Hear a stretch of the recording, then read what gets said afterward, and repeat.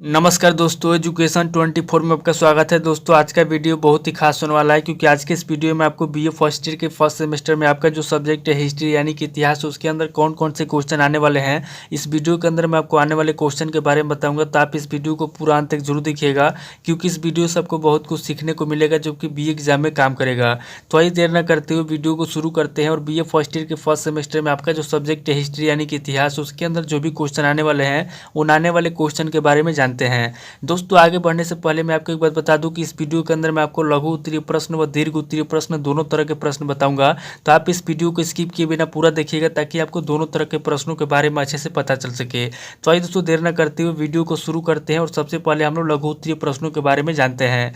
दोस्तों लघु उत्तरीय प्रश्नों की बात की जाए तो यहाँ पर दोस्तों लघु उत्तरीय प्रश्नों में आपका पहला प्रश्न दिया हुआ है, प्राचीन भारत के साहित्यिक स्रोतों पर प्रकाश डालिए। यानी कि प्राचीन भारत के जो भी साहित्यिक स्रोत हैं आपको क्या करना है कि प्राचीन भारत के साहित्यिक स्रोतों पर प्रकाश डालना है। अब दोस्तों दूसरे क्वेश्चन की बात की जाए तो यहाँ पे दोस्तों आपका दूसरा क्वेश्चन दिया हुआ है, भारतीय इतिहास के स्रोत के रूप में विदेशी यात्रियों के वृत्तांत प्रस्तुत कीजिए। यानी कि भारतीय इतिहास के जो भी स्रोत हैं उसके रूप में क्या करना है, विदेशी यात्रियों के वृत्तांत प्रस्तुत करना है। अब दोस्तों अगले क्वेश्चन की बात की जाए तो यहाँ पर दोस्तों आपका तीसरा क्वेश्चन दिया हुआ है, सिंधु सभ्यता में धार्मिक पक्ष का संक्षिप्त उल्लेख कीजिए। यानी कि जो सिंधु सभ्यता है, सिंधु सभ्यता में धार्मिक पक्ष का क्या करना है, संक्षिप्त में उल्लेख करना है।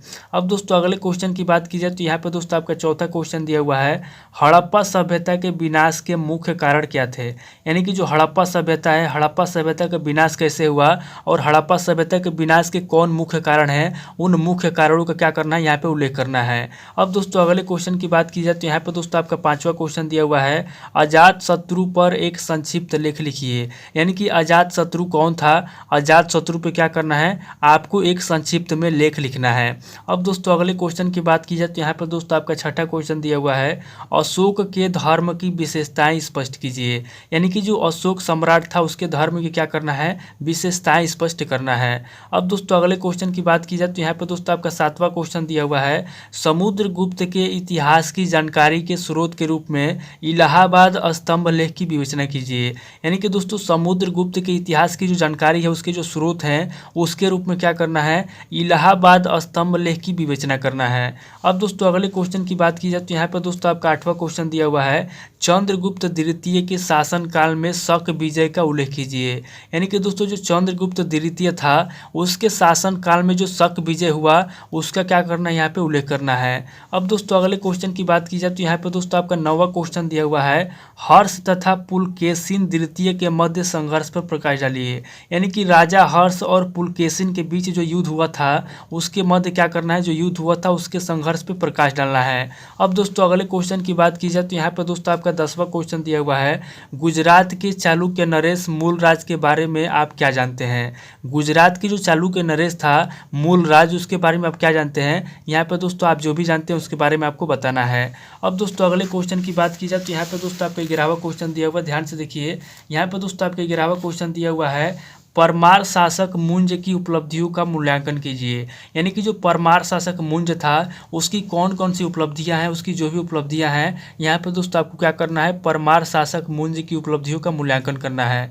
अब दोस्तों अगले क्वेश्चन की बात की जाए तो यहाँ पे दोस्तों आपका 12वां क्वेश्चन दिया हुआ है, बीसल देव यानी कि विग्रह राज चतुर्थ पर संक्षिप्त प्रकाश डालिए। यानी कि जो विग्रह राज चतुर्थ था उसके ऊपर क्या करना है, उसके ऊपर आपको संक्षिप्त में प्रकाश डालना है। अब दोस्तों अगले क्वेश्चन की बात की जाए तो यहाँ पे दोस्तों आपका 13वां क्वेश्चन दिया हुआ है, हर्ष काल में सामंतवाद के उद्भव पर प्रकाश डालिए। यानी कि जो हर्ष काल था, हर्ष काल में सामंतवाद का उद्भव हुआ उसके ऊपर क्या करना है, प्रकाश डालना है। अब दोस्तों अगले क्वेश्चन की बात की जाए तो यहाँ पे दोस्तों आपका 14वां क्वेश्चन दिया हुआ है, चाहमान नरेश पृथ्वीराज तृतीय का मूल्यांकन कीजिए। यानी कि जो चाहमान वंश का जो नरेश था पृथ्वीराज तृतीय, उसका क्या करना है, आपको मूल्यांकन करना है। अब दोस्तों अगले क्वेश्चन की बात की जाए तो यहाँ पे दोस्तों आपका 15वां क्वेश्चन दिया हुआ है, उपनयन संस्कार पर एक टिप्पणी लिखिए। यानी कि जो हिंदुओं के 16 संस्कार होते हैं उनमें से दोस्तों एक प्रमुख है उपनयन संस्कार। तो यहाँ पे दोस्तों आपको क्या करना है, उपनयन संस्कार पर एक टिप्पणी लिखना है। यानी कि उपनयन संस्कार क्या होता है, उपनयन संस्कार के ऊपर आपको एक टिप्पणी लिखना है, उल्लेख लिखना है। अब दोस्तों अगले क्वेश्चन की बात की जाए तो यहाँ पे दोस्तों आपका 16वां क्वेश्चन दिया हुआ है, अरब आक्रमण का वर्णन कीजिए। यानी कि जो अरब आक्रमण हुआ था उसका क्या करना है, वर्णन करना है। अब दोस्तों अगले क्वेश्चन की बात की जाए तो यहाँ पे दोस्तों आपका 17वां क्वेश्चन दिया हुआ है, अल बरूनी का संक्षिप्त परिचय दीजिए।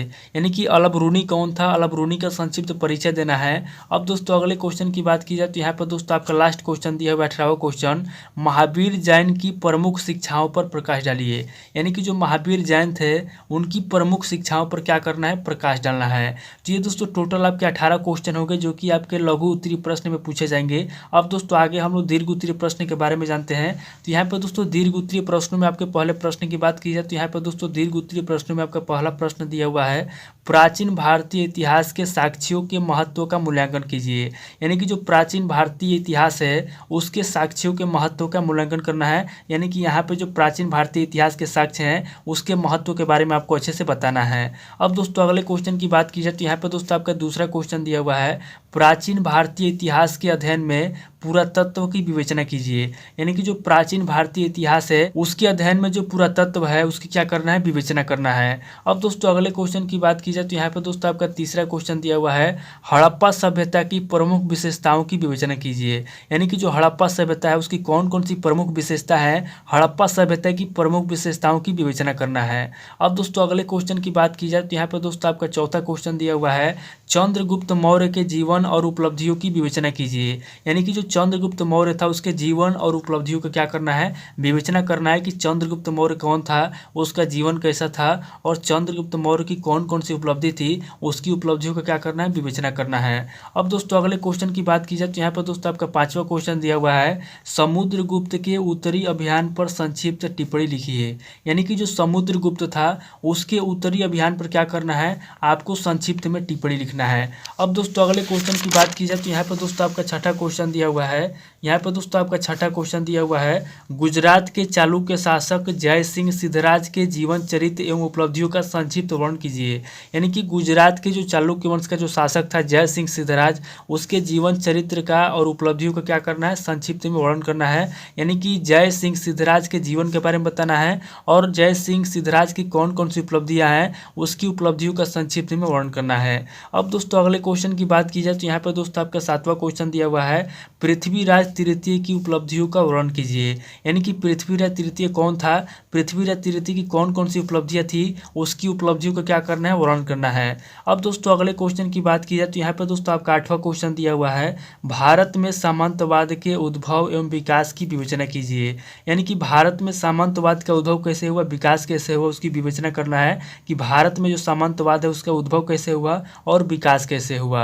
अब दोस्तों अगले क्वेश्चन की बात की जाए तो यहाँ पर दोस्तों आपका 9वां क्वेश्चन दिया हुआ है, प्रमुख हिंदू संस्कारों का वर्णन कीजिए। यानी कि जो हिंदू संस्कार होते हैं, हिंदू संस्कारों में जो 16 संस्कार होते हैं, यहाँ पे जो भी 16 संस्कारों में जो प्रमुख संस्कार हैं तो प्रमुख हिंदू संस्कारों को क्या करना है, वर्णन करना है। अब दोस्तों अगले क्वेश्चन की बात की जाए तो यहाँ पर दोस्तों आपका लास्ट क्वेश्चन दिया हुआ है 10वां क्वेश्चन, महमूद गजनवी के भारत पर आक्रमण का वर्णन कीजिए।